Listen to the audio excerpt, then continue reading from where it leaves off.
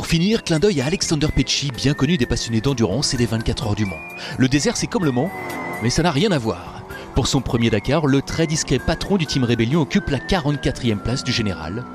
De quoi remonter le moral de Romain Dumas, son professeur de pilotage. On est prêt à passer à table du côté du Team RD Limited avec Romain Dumas, pilote frustré, mais team manager plutôt satisfait, puisque la deuxième voiture fonctionne bien. Oui, je crois que vous avez bien résumé la situation. Frustré forcément, du fait de la voiture qui a brûlé le premier jour. Et depuis presque 15 jours, l'autre voiture marche sans problème. Elle rentre tous les soirs.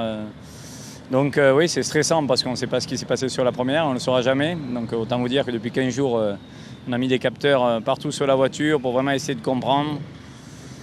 Et voilà, on n'a pas vraiment d'explication. Et la deuxième marche sans aucun problème et rentre tous les soirs.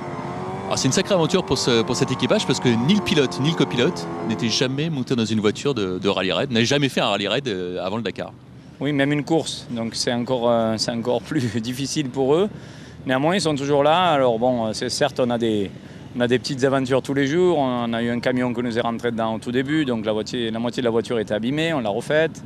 On a eu à un moment donné un vérin aussi qui n'a pas été replié, du coup c'est arraché, mais tout ça c'est l'expérience, si vous voulez, qu'ils apprennent au fur et à mesure. Donc non, on a eu un embrayage cassé aussi dans les dunes une fois, mais chaque fois ils ramènent la voiture, à chaque fois, toujours avec le sourire et ça repart le lendemain matin. Et en plus, bon, quand on commence à faire ses premières courses à plus de 50 ans et qu'on n'a jamais fait, cette année je crois que la course a été vraiment éprouvante, longue, plus de 5000 km et ils sont toujours là. Donc c'est assez surprenant. Je pense que tout le monde nous donnait, je pense, à la maison après quelques jours, ils sont toujours là. Donc on continue d'y croire et même nous on les porte jusqu'à la fin en se disant on aura peut-être cette satisfaction de ramener cette voiture.